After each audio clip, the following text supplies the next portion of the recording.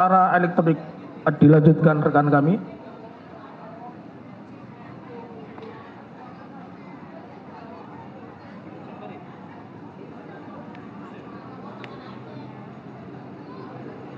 Tiga, bahwa dalam perkara akuo, objek informasi elektronik dan atau dokumen elektronik yang dipersoalkan dan dijadikan basis dakwaan oleh saudara penuntut umum secara nyata dan sah merupakan milik saudara Dian Sandi, bukan milik saudara Joko Widodo. Berdasarkan prinsip kedaulatan digital sovereignty, hak eksklusif untuk merasa dirugikan, mempertahankan integritas dokumen, atau melakukan tuntutan hukum atas manipulasi data elektronik atau data interference berdasarkan pasal 32 Undang-Undang ITE mutlak berada pada subjek hukum yang memiliki hubungan langsung sebagai pemilik atau pengendali sah dari dokumen elektronik tersebut, the legitimate data controller owner, yaitu saudara Dian Sandi. 4. Bahwa dengan demikian konstruksi dakwaan saudara penuntut umum telah terjebak ke dalam kekeliruan yang sangat mendasar mengenai objek perkara, error in objecto. Saudara penuntut umum telah menyamakan kedudukan antara orang yang disebut namanya di dalam dokumen analog dengan pemilik sah dari entitas dokumen elektronik itu sendiri, cyber. Kekeliruan konseptual ini melanggar asas lex specialis derogat lex generali, di mana karakteristik hukum cyber yang berbasis pada data ownership diabaikan demi memaksakan kepentingan pelaporan. 5. Bahwa karena dokumen elektronik tersebut secara yuridis, teknologis bukan merupakan milik saudara Joko Widodo, maka demi hukum saudara Joko Widodo tidak memiliki kapasitas atau persona standing in judicio maupun legal standing, hak gugat atau hak lapor untuk bertindak sebagai korban langsung ataupun pelapor yang sah dalam menggerakkan ketentuan pidana pasal 32 ayat 1 Undang-Undang ITE terhadap terdakwa. 6. Bahwa ketiadaan legal standing pada pelapor dan adanya cacat error in objecto pada surat dakwaan mengakibatkan hak menuntut dari saudara penuntut umum menjadi gugur karena tidak didasarkan pada subjek hukum korban yang valid, legitimate victim.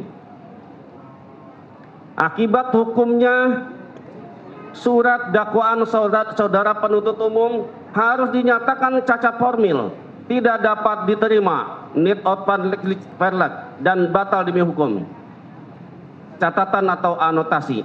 Esensi akademis dari argumen di atas didasarkan pada konsep bahwa pasal 32 Undang-Undang ITE adalah bentuk perlindungan terhadap data integritas data, bukan perlindungan terhadap nama baik atau penghinaan atau fitnah. Karena yang dilindungi adalah datanya, maka yang berhak melapor hanyalah pemilik data tersebut, saudara Dian Sandi. Saudara Joko Widodo tidak bisa menggunakan pasal 32 karena dia bukan pemilik data atau dokumen tersebut sehingga terjadi error in objecto. 4.7 Pelanggaran terhadap hak imunitas hukum. Bahwa Undang-Undang Nomor 31 Tahun 2014 memberikan perlindungan kepada saksi, korban, saksi pelaku dan atau pelapor agar tidak dituntut secara pidana maupun perdata atas kesaksian dan atau laporan yang akan, sedang atau telah diberikan, kecuali kesaksian atau laporan tersebut diberikan tidak dengan itikat baik. Bahwa pasal 5 ayat 3 Undang-Undang Nomor 31 Tahun 2024 juga memperluas hak perlindungan dalam kasus tertentu kepada ahli, termasuk orang yang memberikan keterangan yang berhubungan dengan suatu perkara pidana, meskipun tidak ia dengar sendiri, lihat sendiri, atau alami sendiri, sepanjang keterangannya berhubungan dengan tindak pidana. Bahwa sepanjang pernyataan terdakwa diberikan dalam kapasitas sebagai saksi, pelapor, ahli, atau pihak yang memberikan keterangan atau analisis untuk kepentingan pro justisia secara beritikat baik, penuntut umum wajib menguraikan mengapa pernyataan tersebut tidak termasuk aktivitas yang dilindungi hukum. Bahwa kegagalan menguraikan konteks pro justisia tersebut menjadikan dakwaan prematur, tidak cermat dan tidak lengkap.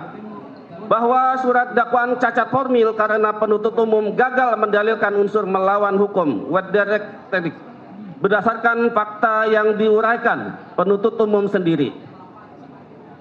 Terdakwa memberikan keterangan dalam gelar perkara khusus Barreskrim Polri pada tanggal 9 Juli 2025 bahwa pasal 10 ayat 1 Undang-Undang Nomor 13 Tahun 2006 Junto Undang-Undang Nomor 31 Tahun 2014 memberikan imunitas absolut bagi saksi atau ahli.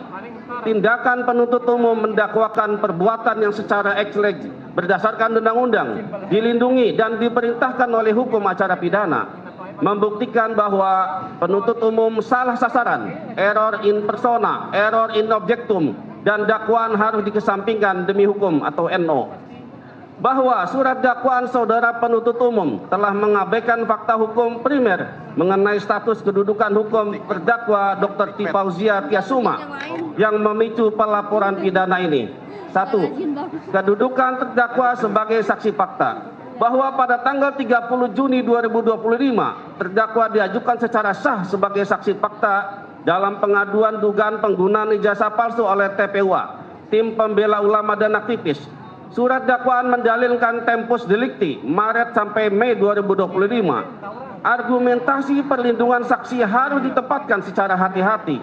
Perlindungan pasal 10 Undang-Undang Nomor 31 Tahun 2014 terutama relevan terhadap pelaporan, keterangan, dan partisipasi terdakwa dalam proses pro justisia, bukan otomatis terhadap seluruh pernyataan publik sebelum forum-forum pro justia tersebut.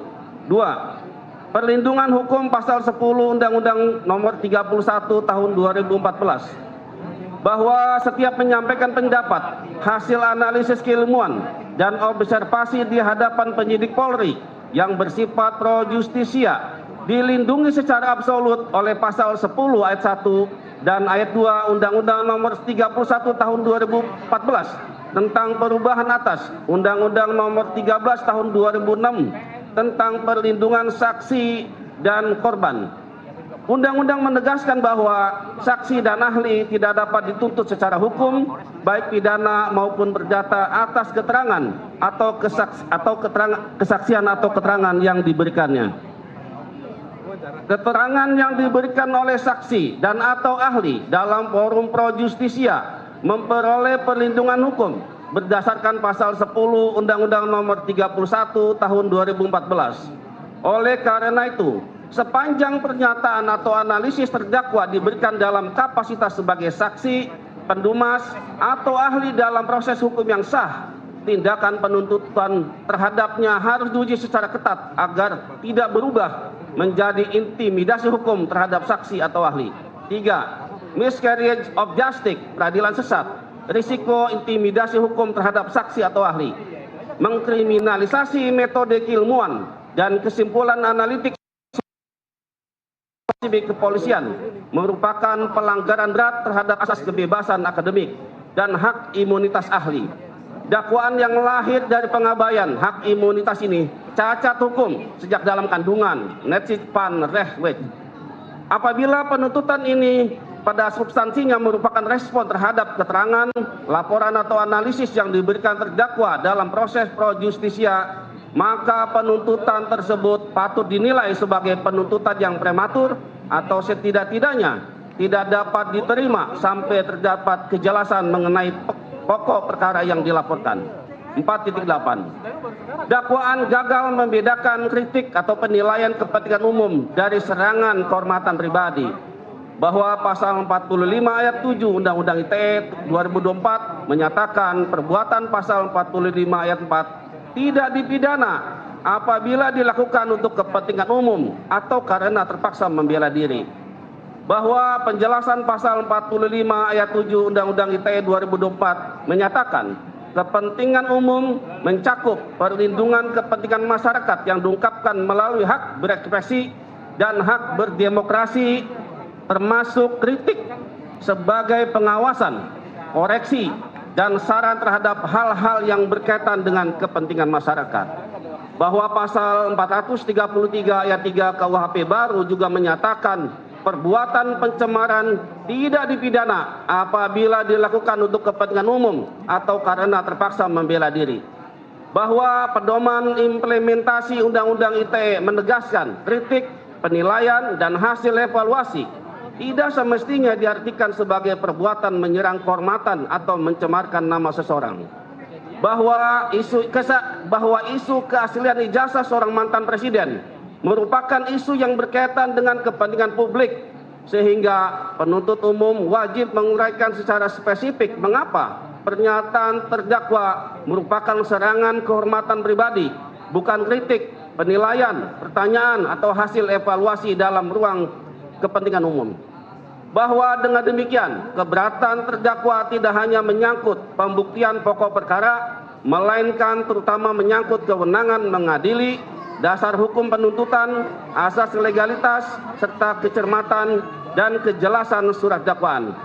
Keseluruhan cacat tersebut berada dalam ruang lingkup perlawanan sebagaimana pasal 206 ayat 1 Undang-Undang Nomor 20 Tahun 2025.